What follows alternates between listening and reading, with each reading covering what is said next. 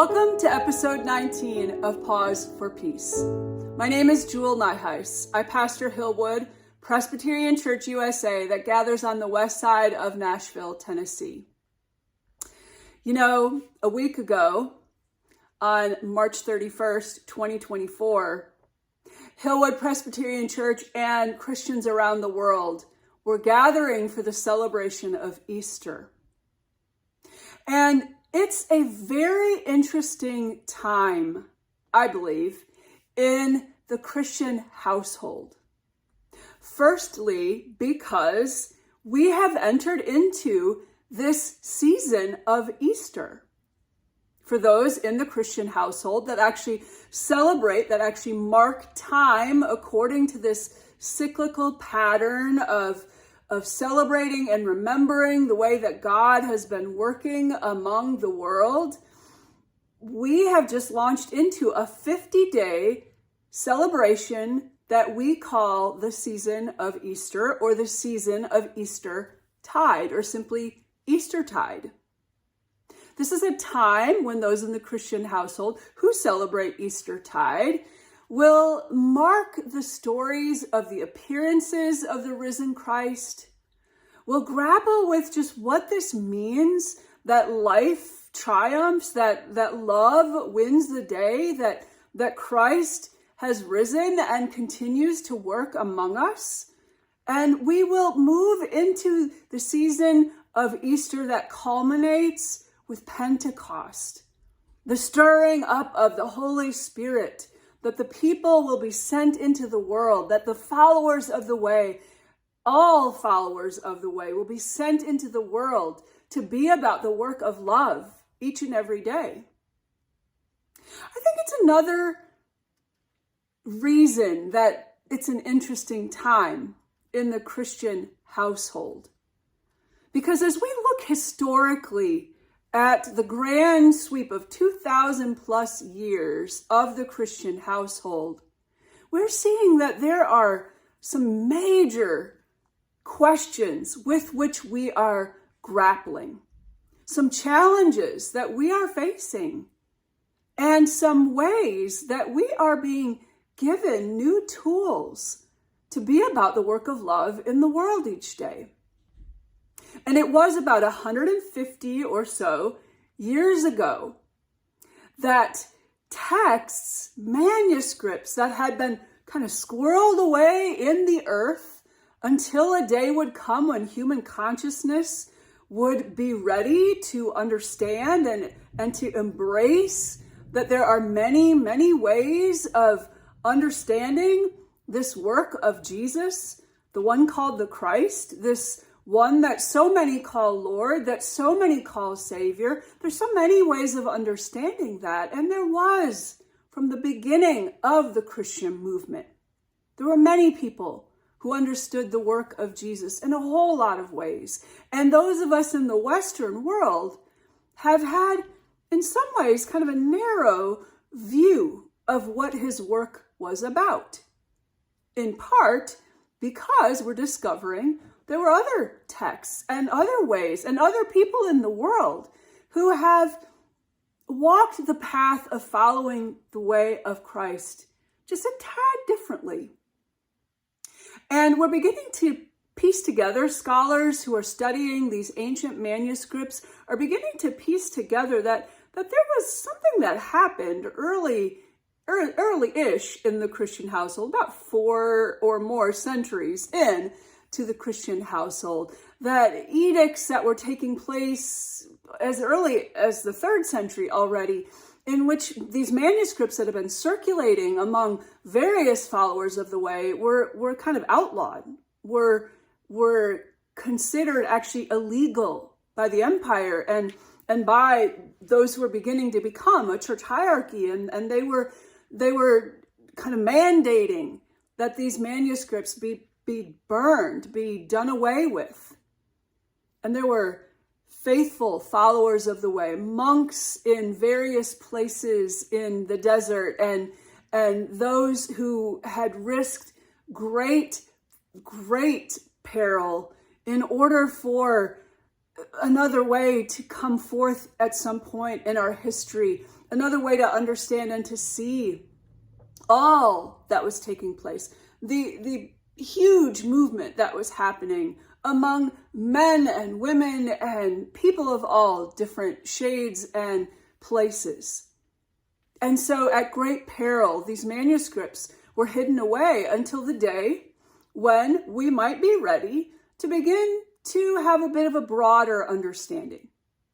And for whatever reason, at these last 150 or so years of human consciousness, we've been given these amazing manuscripts, many of which are still incredibly unfamiliar to most people in the world, but scholars and biblical commentators and those who are really kind of grappling with a wider communion, a wider expanse of love in a Christian household, have been getting curious about these documents and wondering what they might teach us of our past and how they might guide us and be spiritually formative for us in the future. Now, I don't know of any part of the Christian household that yet has considered these manuscripts of the Nag Hammadi scrolls, the Dead Sea Scrolls, and other manuscripts that had been found in Egypt.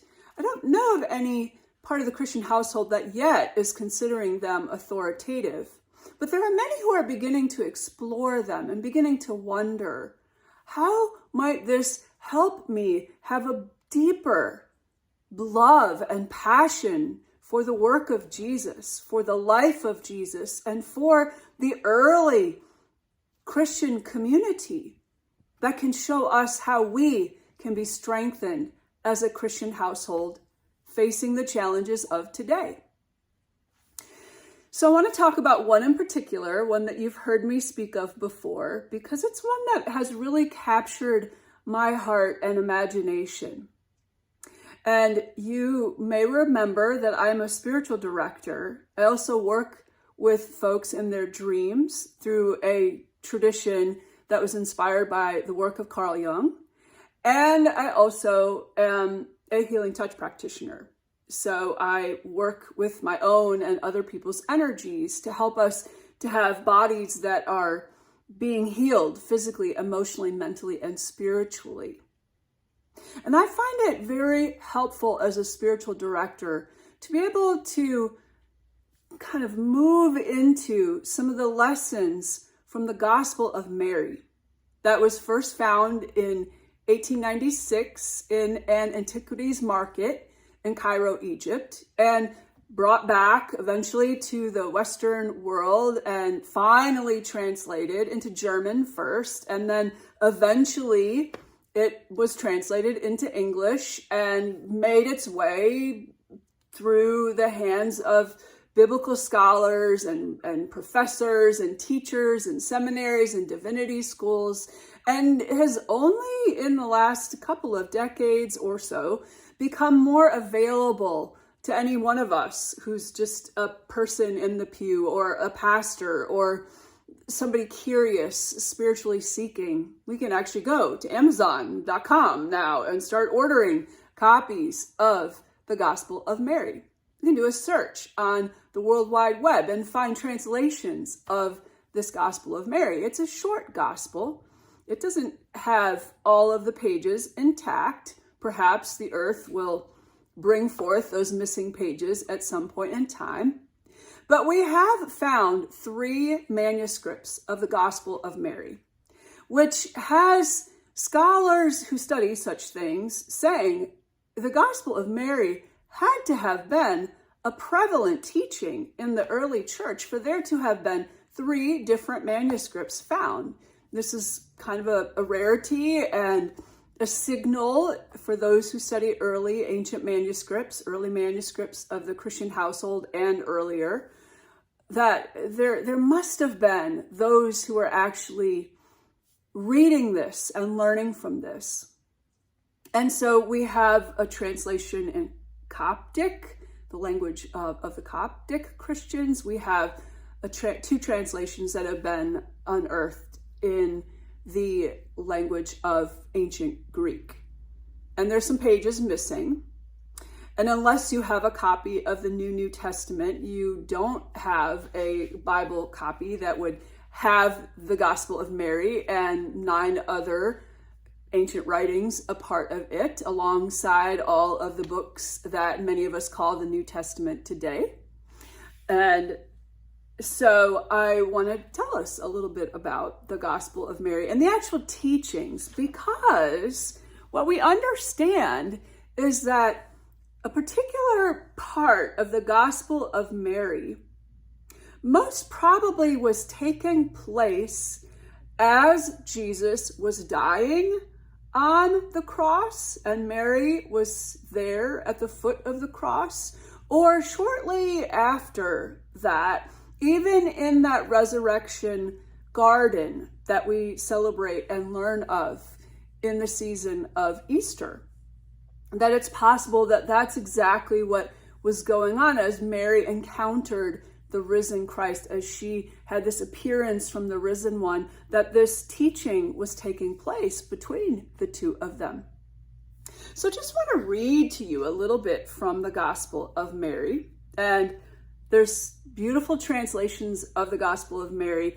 The translation that is in English that came most into our knowledge and circulation first is from Dr. Karen King, and it is called The Gospel of Mary of Magdala.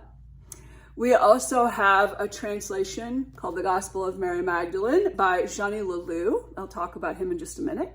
There's a translation I love by Cynthia Bourget and friends in the Luminous Gospels, which also contain the Gospel of Thomas, the Gospel of Philip. And there is a huge unpacking of the Gospel of Mary in Cynthia Bourget's work called The Meaning of Mary Magdalene. And I'm also going to speak a little bit about Megan Watterson's work with the Gospel of Mary in Mary Magdalene Revealed.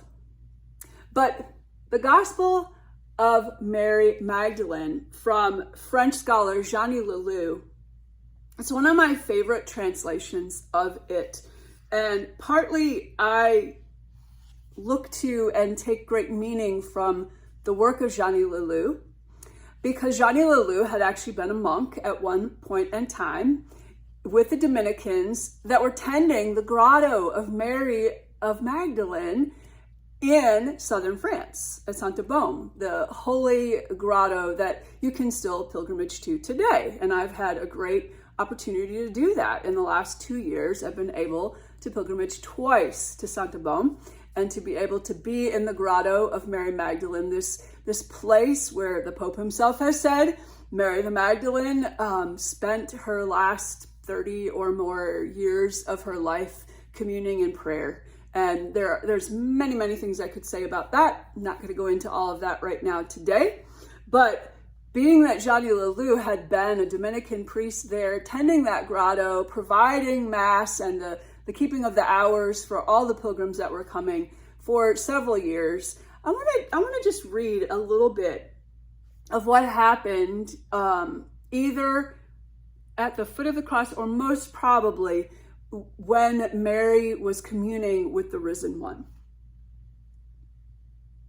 So it takes place shortly after the male disciples, Peter, ask Mary of Magdala, Mary the Magdalene, to actually tell of the teaching that the teacher, Jesus is called the teacher in the Gospel of Mary, gave, the teacher that was given, the teaching that was given to her alone, so that they too would know this gift that was given to her. And in what's called chapter 7, Karen King has the scripture markings there. At the start of chapter 7, it is these words according to Johnny Lelou's translation of these early manuscripts. And Mary said to them, "I will now speak to you of that which has not been given to you to hear. I had a vision of the teacher. And I said to him, 'Lord, I see you now in this vision.' And he answered, 'You're blessed, for the sight of me does not disturb you.'" So just think about that for a minute. Mary is communing with the risen Christ, we believe, in this heart space, and she's having this vision, and she's not like thrown off by the fact that she is communing with the risen Christ. She's not like all excited about it and trying to cling on to it, and she's not like kind of weirded out by it and thinking, what in the world is this? And she's also not like just being dismissive of it. She's speaking with the risen Christ, with this vision she's having of the teacher. And the teacher says, "You're blessed, for the sight of me does not disturb you. There where is the noose lies the treasure." Now, this is an odd word I'll get back to in a minute. And Mary says to the teacher, "Lord, when someone meets you in a moment of vision, is it through the psyche that they see? Or is it through the pneuma that they see?" Which is translated as spirit, like the big understanding of Holy Spirit. And the teacher answered, "It's neither through the psyche nor the spirit, but the nous between the two, which sees the vision. And it is this which," and the next several pages of the ancient manuscript are missing. So right at this time, when Jesus is about to describe how it is that we have and see Jesus, how we can have these visions and be in this time, like, how is it we get into it? What's the spiritual technology behind that right at that moment in the ancient manuscript? Those pages are missing. They're torn out. Later on, we have pages that continue, and I'm going to read those in a minute. But let's go back to this understanding. Like, Mary is wanting to know, Lord, how do I see you? Like, am I seeing you because of my psyche? Am I seeing you because of my mind? Am I seeing you because like I'm making this up? Am I seeing you because of the Spirit, because of like the Holy Spirit? Or is it something else? And Jesus says it's neither of those. It's the nous. It's the nous. N-O-U-S is the word that is used there.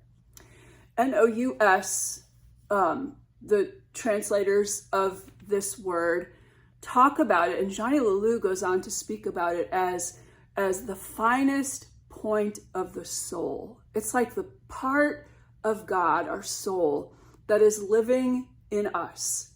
And it's like the finest point of our soul that is able to see, that is able to have these encounters, these visions. So obviously, something happened to the next couple of pages that describe how we go about that. But when the manuscript picks up once again, we hear these teachings. Now, this language is a little odd, which may be part of the reason that this was a manuscript that wasn't like chosen to be in as the Holy Scriptures early in the 4th centuries, when things were beginning to be codified into like an authoritative text.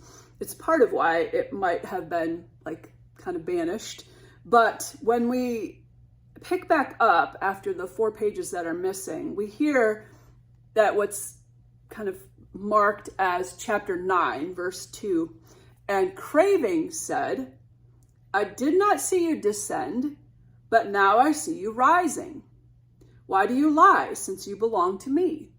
And the soul answered, I saw you, though you did not see me, nor recognize me. I was with you as a garment, and you never felt me. Having said this, the soul left, rejoicing greatly."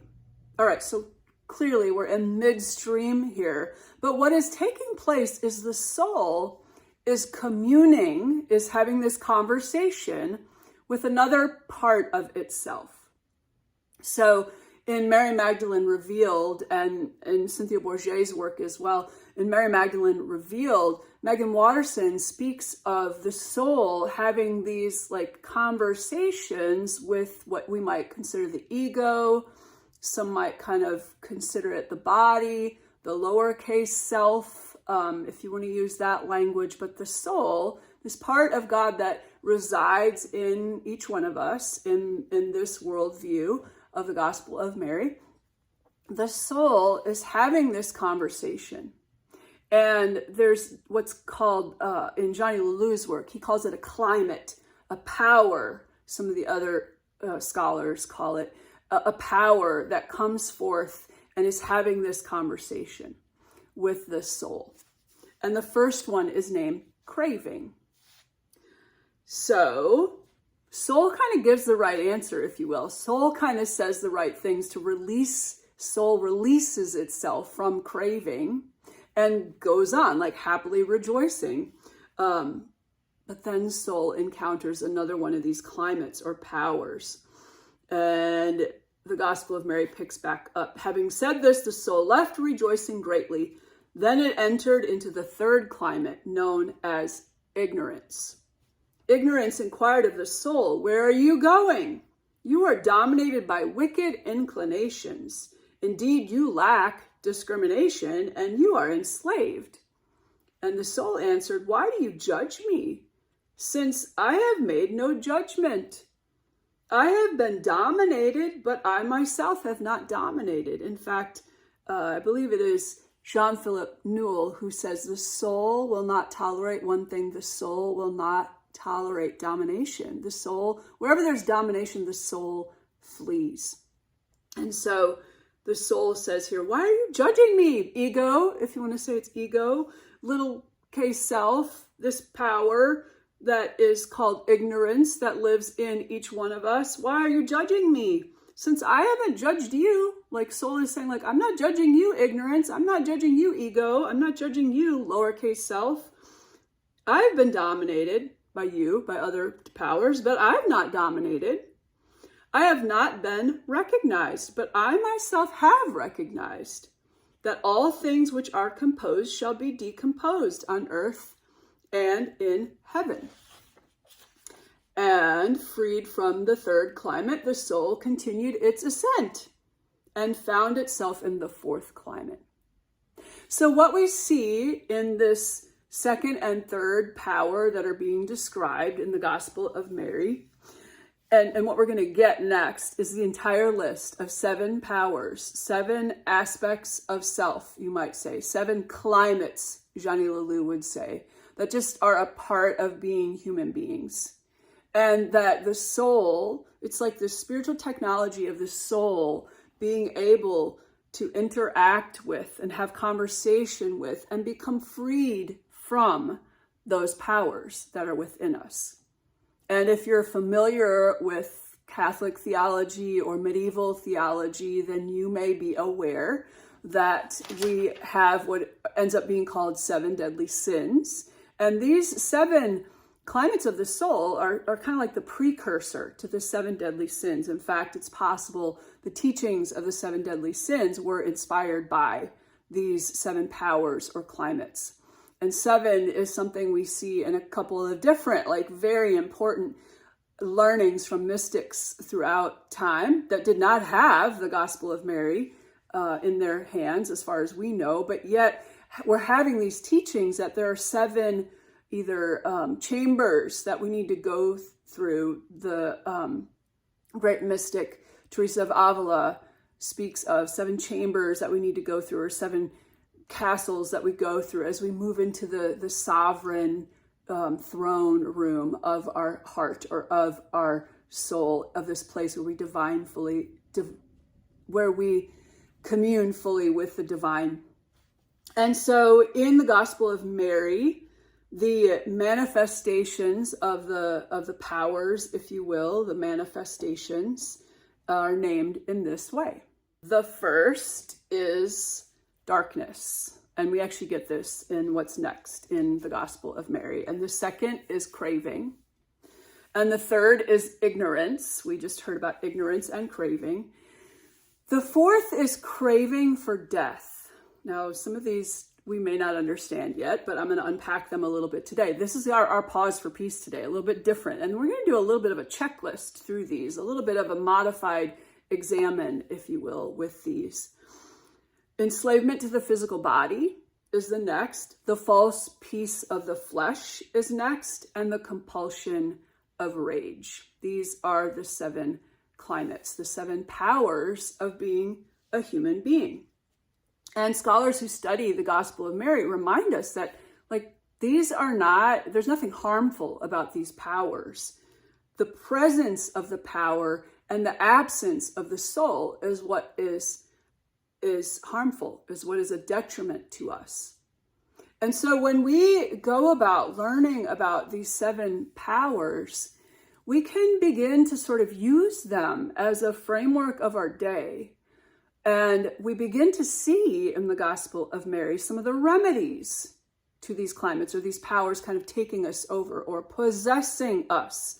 In fact, there are scholars who say when the Gospel of Luke talks of Mary the Magdalene being the one, and the Gospel of Mark talks about this in the second ending of the Gospel of Mark as well, Mary the Magdalene being the one from whom she's healed of 7 demons.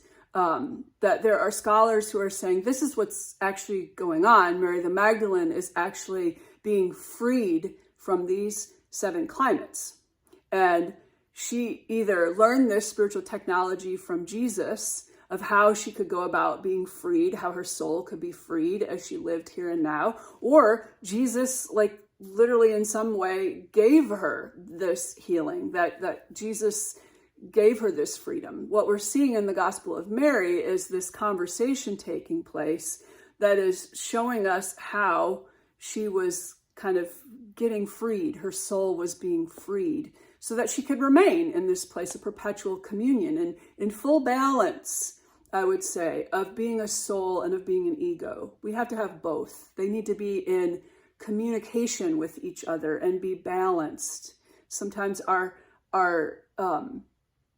these powers or these climates in us need to be like calmed down a little bit, hushed a little bit, relinquished a little bit, so that our soul, this brilliant like column of love and light that we are, because we are those who are the people of God. We are these divine creations of God, that we can live in the ways of love, that we will not be like enslaved to any one of these powers. These powers will not possess us. So the remedies for these, let's talk a little bit about what these are, and then we're going to talk a little bit about the remedies, and then I'm going to ask you, as we're going through this, to do a little bit of a checklist and see what one of these might really be out of balance for you. Okay, so the power that's called, or the climate that's called darkness, there are scholars who describe this as like a heaviness, if you will, as almost like a sense of constriction, even like a depression, if you will. Craving, the climate of craving, maybe that one's a little bit easier for us to kind of see and understand in our life. It's every time that there's that part of us that's wanting to cling or craving something, that we have to have things a certain way. Many of us talk about being controlling or being like control freaks or whatever. And if we find that to be a vice of ours, it might be helpful for us to learn about this power of craving or this power of clinging in us and begin to unpack and kind of learn a remedy for that. Ignorance. We just heard of in the Gospel of Mary, this power of ignorance, this climate of ignorance that is in us. Now, we might be able to see this in everybody else, no problem, but there are ways that we ourselves lack awareness, right? There are ways that we do unconscious actions, and that is that climate or that power of ignorance kind of dominating us at the time when we do that. Craving for death. Okay, this one sounds really kind of weird, but once we begin to understand that 7 deadly sin that is known as gluttony, that's what craving for death is. It's like making choices, doing those things that endanger our health and that we know endanger our health and impair our longevity. That's what craving for death is, living this gluttonous life, however we might be putting ourselves at risk, impairing, endangering our own health and longevity. Enslavement to the physical body. Now, this one might be a little bit easier for us to see sometimes. And maybe it's easier for us to see this in others than ourselves once again. But enslavement to the physical body, the 7 deadly sin that's connected with this one, is lust. This is this climate in us, this power in us that can possess us to just identify with being a body and only a body. That can have us thinking that we're just a body, as are others. They're just bodies. And we can just identify only as a body. And we just only seek to care for body, and we like totally neglect soul. We don't even understand that the Spirit of God is living in us. We don't even understand that we have a soul, and that this is a way that we can kind of become fully integrated, body and soul, ego and soul. The next is the false peace of the flesh. Okay, the false peace of the flesh is what many of us know as sloth. We see this in our lives, right? Where we just don't get up off the couch. This reluctance to do what we know is best for us is the false peace of the flesh. It's just this slothfulness. Like, I just don't do what I know is best for me. And then this final one, the compulsion of rage. The compulsion of rage is not the same thing as anger. The compulsion of rage is that energy that possesses us, overtakes us, and we are overcome by, and we act on anger in incredibly harmful ways. This is a compulsion that is prevalent and has been growing in the last several years as violence has been growing, domestic violence has been growing. The compulsion of rage, that we are overcome by this anger, this like wrathful, burning anger, and we just act in harmful ways. These are the 7 climates of the soul, the 7 powers of being a human being. There's nothing bad in and of themselves. There's nothing bad about these. There's like, they are just a part of us being human. The problem becomes when the power is prevalent without the balance of the soul. So remembering that is so very important. And so what are the remedies for these? Well, you can kind of think of them a little bit in reverse. And Cynthia Bourget has great teachings on the remedies. I lead a class on the Gospel of Mary, and in that class, we've had conversations about these and what we think might be kind of remedies that make sense to us today in our own lives. So I want to share some of those with you. Darkness, that heaviness, that depression, that constriction, really when it is kind of encounters empathic listening, right? When we are in those places of constriction and depression and heaviness, if we can give ourselves an empathic listening, we can kind of give ourselves attention and attunement to that with great grace. That's one remedy for that power in us. The Gospel of Mary itself tells us the remedy for craving or for clinging, and it is non-identifying. It's like not identifying with that power, not attaching to that craving. Non-identifying is the remedy for craving. The remedy for ignorance also is told to us in the Gospel of Mary in that very weird language when soul is saying, like, why are you judging me? I have not judged you, ignorance. I'm not judging you as ignorance. Why are you judging me? I haven't dominated, yet I have been dominated. And so the remedy for ignorance that is laid out in the Gospel of Mary is non-judgment. Just don't judge ignorance. But that doesn't mean that we should be okay with a lack of awareness and unconscious action. But if we try to dominate or come down hard on ourselves about that ignorance in us, it's just going to get bigger in us. And so not judging it, but having a way that we can converse with our ignorance and can be awakened, be enlightened to some new ways of being can be really helpful. Allowing soul to kind of guide us through our unconscious, our unaware actions. Craving for death, that gluttony or that making choices that endanger our health, one of the remedies for that is what's known as sobriety, actually. And it is when we, I think, can begin to value the body and soul. Because when we crave for death, when we make choices that endanger our health and impair our longevity, our soul no longer will have a chance to live here and to do its work that God has given it to do. And so sobriety is one remedy for craving for death, allowing this sense of valuing that we are a soul that is infleshed, that is here to do particular work. And so sobriety, making choices that would counter the ways we impair our health, are actually and endanger our longevity, are actually remedies for craving for death.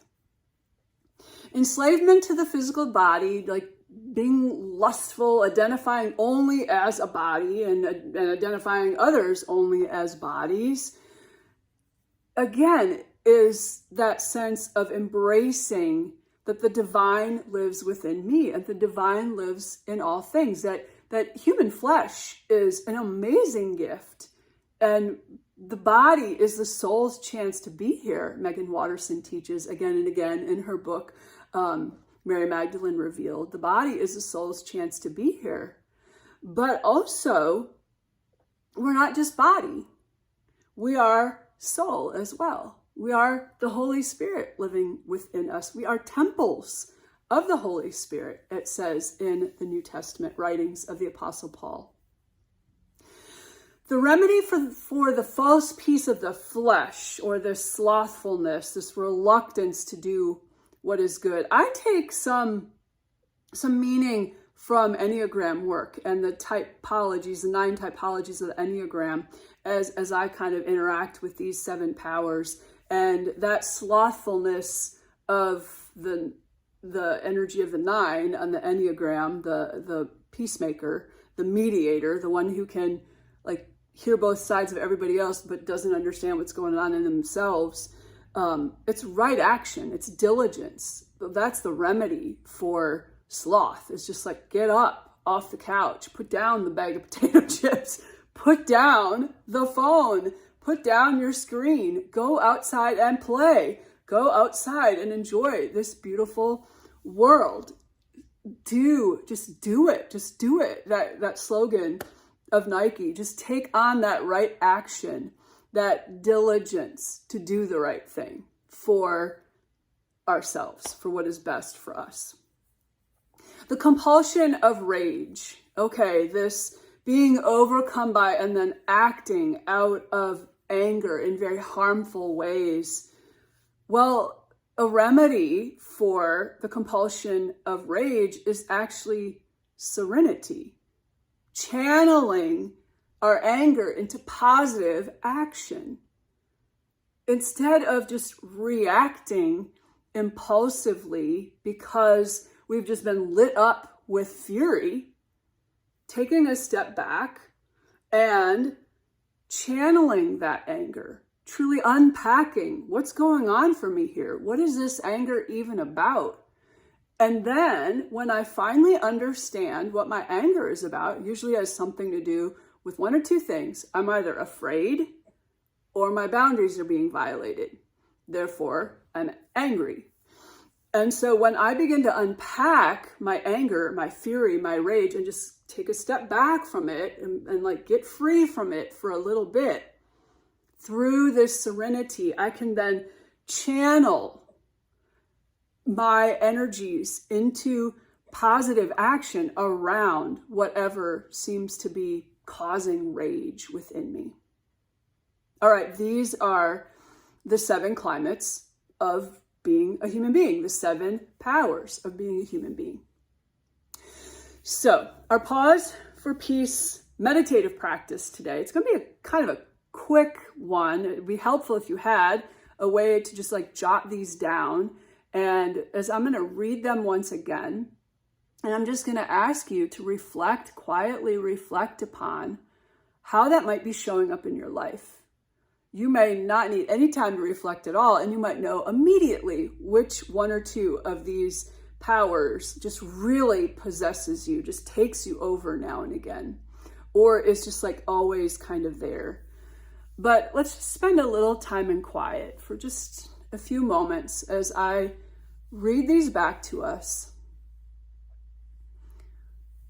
And then if you could just seek to remember what these powers are and what the remedies are, that you would have that spiritual technology to begin to be free from these powers that are in all human beings, some of us more prevalent than others. So let me just read them back. You might just jot them down right now, commit them to memory, take a note, come back to this part of the podcast, of the video cast again and again.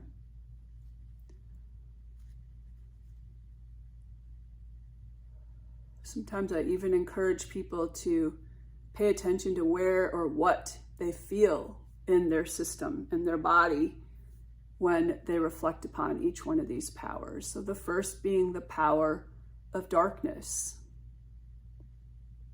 That heaviness, that constriction, that sense of, that power of depression that can kind of come over us, which may not be the same thing as clinical depression, but that power of darkness or constrictive heaviness that can happen in us.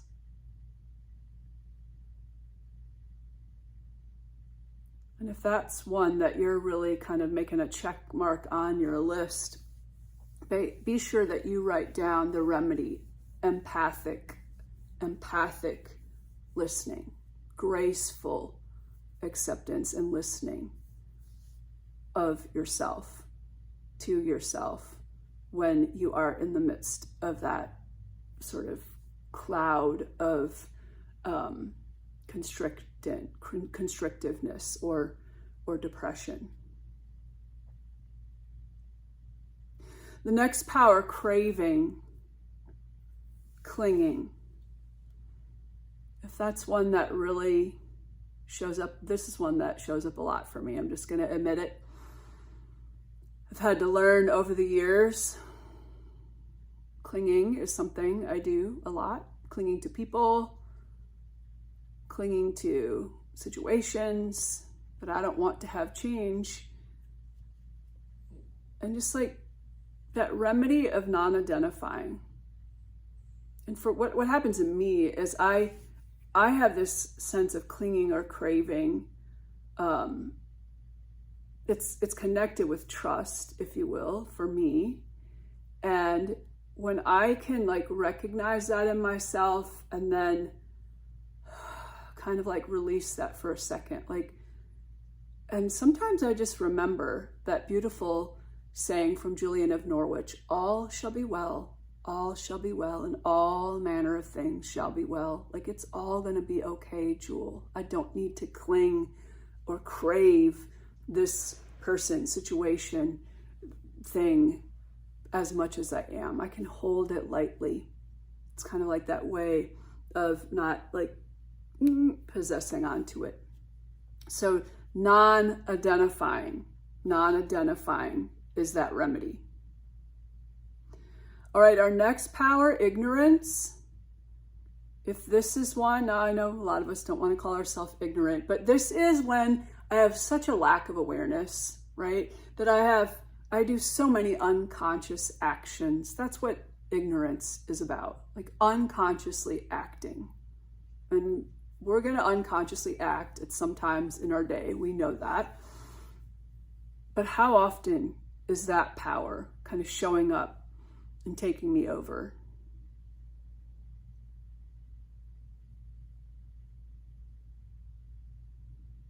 And just remember, according to the Gospel of Mary, it is that non-judgment, that non-dominating, that is the remedy for ignorance. All right, craving for death. This like making choices that endanger us, like kind of almost having like a high on risk, right? But just like making these choices, being gluttonous about these things that impair our longevity. How much is craving for death a part of our daily life and maybe even our struggles?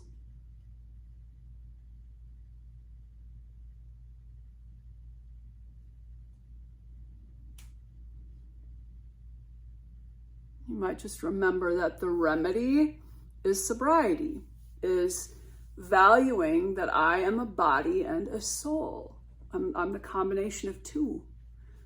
And I'm here to do something. I'm here to make an impact in a particular way. And I may not even know what that way is yet, but I am here to make an impact for good. Enslavement to the physical body is the next climate or power.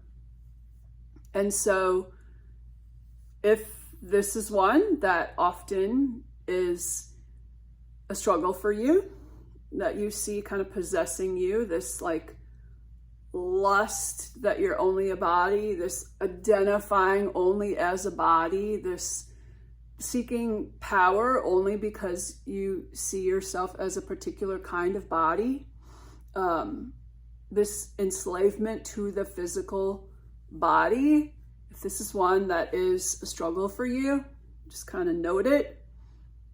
And make note too that embracing your divinity is a remedy for that, is one way that you can get a little bit of space from that enslavement to the physical body.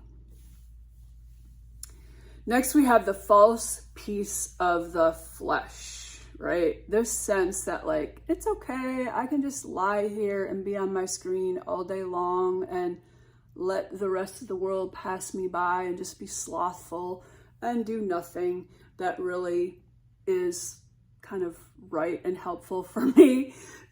I can just like let this false piece of the flesh have its way with me, which is not to say that there's not times and places for any one of these powers to have a little play, if you will, in our day. But if the false piece of the flesh is truly creating a reluctance in us that it is so hard for us to even kind of get going and do what we know is right for us, then noting that remedy of right action or diligence, kind of being that remedy, the spiritual technology that we can develop to get more and more space from this power, this climate, that we can be who we need to be here in this world.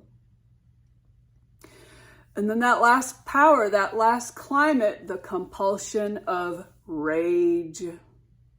Just letting anger, letting wrath have its way with you. Just like totally possessing you, being overcome. Now, like I said, there's plenty in this world that will make us angry and plenty in this world to be angry about. But burning with that anger is not going to lead to a constructive and productive change or response. Noting that anger, getting underneath that anger, seeing where that wrath is coming from, the wrong that is behind that wrath, perhaps a wrong action that has been done to you, a misperception that is continuously placed on you. Getting some space from that rage is what allows us to then use that rage to become wisdom, to become the action, to become like the fuel to make that positive change in the world. So the remedy for the compulsion of rage is channeling this rage, this action, this anger into positive action. It's serenity. You might even say it's the movement of nonviolence is channeling rage without having rage being what burns down the house.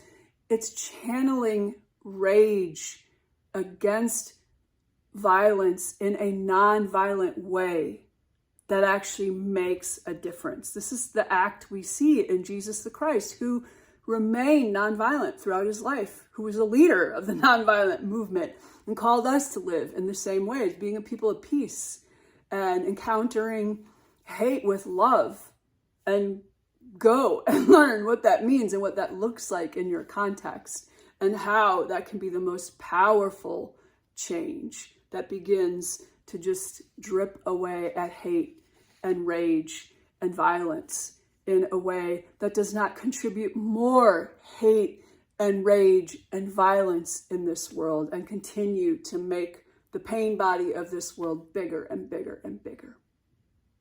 So this has been a very long pause for peace today, but I hope you will find it a helpful pause for peace as you learn a little bit about some of these manuscripts that were lost to us for a very long time, but have some wisdom for us that we can work with in our spiritual lives today.